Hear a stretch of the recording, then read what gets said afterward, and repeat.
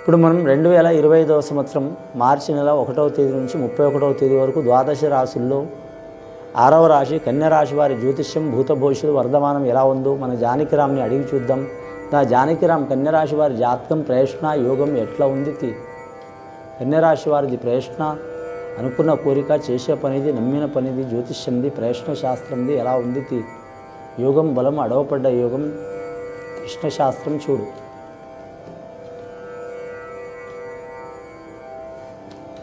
కన్యరాశి వారి జాతకంలో చెప్పాలంటే సరస్వతి దేవత వచ్చిందండి.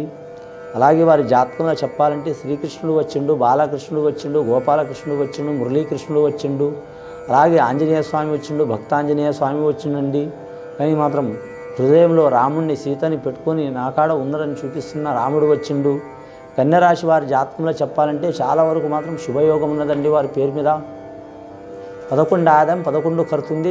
సాయం చేసేది 7, నష్టం చేసేది 9 మంది వారి జాతక బలానికి.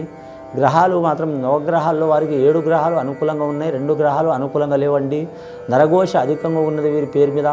ఈ నరఘోష అధికంగా ఉన్నందువలన ఎక్కడ పోయినా వీరికి ఇరకాటం వస్తూనే ఉంటుంది, ఇబ్బందులు వస్తూనే ఉంటాయండి. ఈ కన్యరాశి వారి జాతకంలో చూడాలంటే ఉత్తర నక్షత్ర వారు ఖచ్చితంగా ఎవరికి పూజ చేసినా చేయకపోయినా మాత్రం ఆంజనేయ స్వామి ఆరాధన చేయటం, శ్రీకృష్ణుని పూజ చేయటం చాలా వరకు మంచిదండి. ఆంజనేయ స్వామిని ఆరాధన చేయటం, రామరామ జయ రామరామ శ్రీరామ రక్ష సర్వజగదరక్ష అని ఆదివారం, శనివారం కానీ లేదా మంగళవారం కానీ పూజ చేయటం చాలా వరకు మంచిదండి. పిల్లలు చేయొచ్చు, బాలలు చేయొచ్చు. అలాగే మాత్రం స్త్రీలు దూరంగా చేయొచ్చండి, దూరం నుంచి పూజ చేయొచ్చు, చాలా వరకు మంచిది. వారి పేరు మీద భూత పేత అలాగే గ్రహబాధలు, దరిద్ర బాధలు, ఎసుంటి పీడలున్నా తొలగిపోయే అవకాశాలు ఉన్నాయండి. శ్రీకృష్ణుడు పూజ చేయటం అంటే వారి పేరు మీద చూడాలంటే శుభకార్యాలు కలిసి వస్తాయండి. విద్య కోరుకున్న వారికి విద్య లాభం, అలాగే కళ్యాణం కోరుకున్న వారికి కళ్యాణంతో లాభం, సంతానం కోరుకున్న వారికి సత్సంతానం ప్రాప్తిరస్తు, అలాగే గృహం కోరుకున్న వారికి గృహం లాభం, స్థలం కోరుకున్న వారికి స్థలం లాభం. అలాగే అన్నీ చెప్పంగానే జరిగిపోవండి. పూజ చేస్తే వారికి ఫలితం ఉండే అవకాశం ఉంటుంది. కానీ మాత్రం 2వ నక్షత్రం హస్తా నక్షత్రం. హస్తా నక్షత్రంలో పుట్టినవాడు విఘ్నేశ్వరుడు. కానీ మాత్రం హస్తా నక్షత్ర జాతకులు ఖచ్చితంగా మాత్రం విఘ్నేశ్వరుని పూజ చేయడం చాలా మంచిదండి ఈ జాతక బలంలా. కానీ మాత్రం మహాగణపతికి 21 నామాలు ఉన్నాయండి, 1000 నామాలు కూడా ఉన్నాయండి.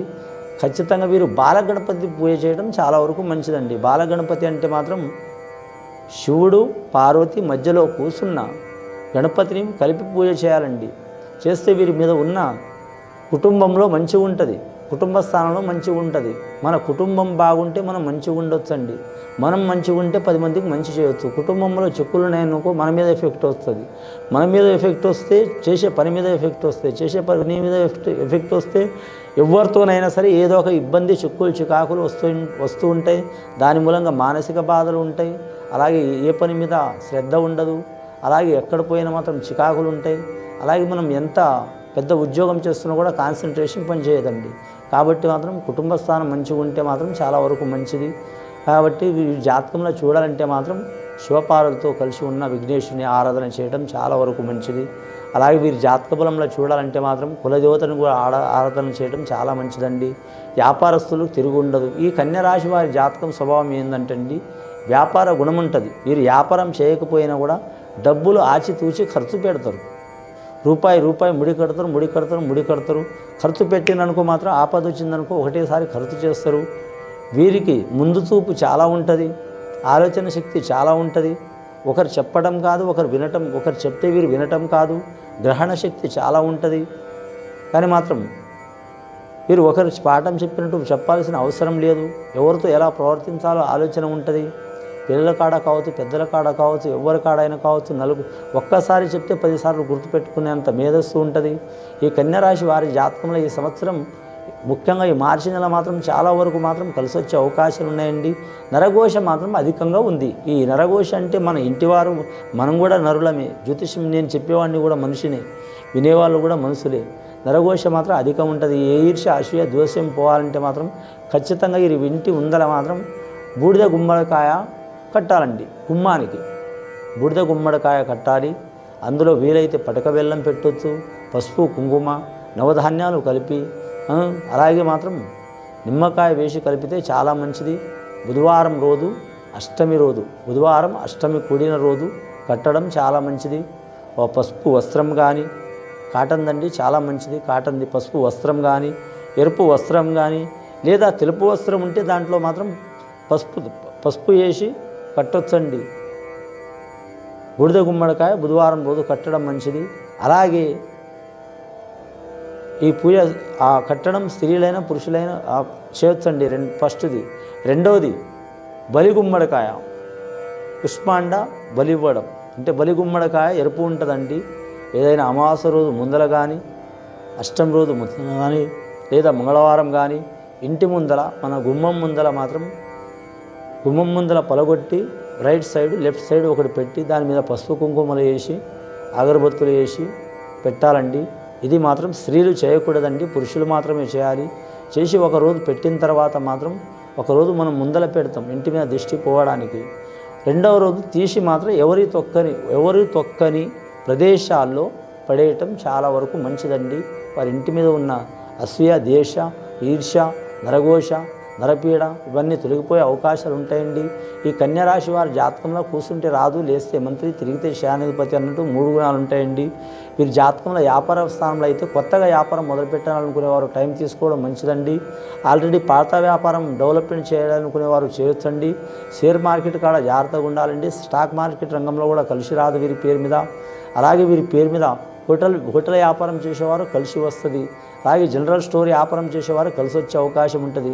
వస్త్ర వ్యాపారం చేసేవారు కలిసి వచ్చే అవకాశం ఉంటుంది. ఇనుము వ్యాపారం చేసేవారికి ఇబ్బందులు ఉంటాయండి. వాహనాల వ్యాపారం చేసేవారు కలిసి వచ్చే అవకాశం ఉంటుంది. ట్రాన్స్పోర్ట్ రంగం, కంప్యూటర్ రంగం వ్యాపారం చేసేవారికి ఇబ్బందులు తప్పవండి. కానీ అలాగే మనం ఆహార పదార్థాల వ్యాపారం చేసేవారు కలిసి వస్తుంది ఖచ్చితంగా. అలాగే వీరి పేరు మీద చూడాలంటే పశు సంబంధించిన అంటే పశువులు కావచ్చు, అలాగే మేకలు కావచ్చు, అలాగే గొర్రెలు కావచ్చు, మన కోళ్ళు కావచ్చు, పౌల్ట్రీ రంగం ఈ వ్యాపారం చేసేవారికి ఇబ్బందులు తప్పవండి. అలాగే వీరి పేరు మీద చూడాలంటే ముఖ్యంగా పాడి పరిశ్రమ రంగంలో ఇబ్బంది వచ్చిన పంటల్లో పంట విషయంలో అలాగే తోటల విషయంలో కలిసి వస్తుంది. మత్స్యరంగంలో కలిసి వచ్చే అవకాశం ఉంటుంది. వీరి జ్యోతిష బలంలో చూడాలంటే నీటిలో ప్రయాణం జాగ్రత్తగా ఉండాలి, వాహనంలో ప్రయాణం జాగ్రత్తగా ఉండాలి, అగ్ని విషయంలో కూడా జాగ్రత్తగా ఉండాలి. అలాగే వీరి పేరు మీద బాలరిష్ట దోషాలు చాలా ఉంటాయి కాబట్టి ఇంట్లో చిన్నపిల్లలు ఉంటే ఇబ్బందులు పెట్టే అవకాశం ఉంటుంది. సంతానం నుంచి కొన్ని ఇబ్బందులు చికాకులు తొలగిపోతాయండి. గర్భిణీ స్త్రీలకు సంతాన దోషాలు అయితే ఉంటే తొలగిపోతాయండి. సంతానం కలిసి వచ్చే అవకాశం ఉంటుంది. వివాహం కోరుకున్న వాళ్ళు ఆల్రెడీ వివాహం మాట్లాడుకుని ఉన్న వాళ్ళకు శీఘ్రమే ఒక కళ్యాణ ప్రాప్తిరస్త అయ్యే అవకాశం ఉంటుందండి. గత కొన్ని సంవత్సరాల నుంచి పడుతున్న బాధలు, చిక్కులు, చికాకులు, దారిద్ర బాధలు ఆ పరమేశ్వరుడి దయ వలన తొలగిపోయే అవకాశాలు ఉంటాయండి. వీరి నోటి అంట ఖచ్చితంగా వీరి జాతకానికి శుభవాక్కులే ఉండాలి, కానీ అశుభవాక్కులు ఉండవద్దని వచ్చిందండి. ఇది విని చూసి ఆచరించే వారికి ఆ పరమేశ్వరుడి దయ వలన మంచి జరిగే అవకాశం ఉంటుందండి. శుభం భూయాత్.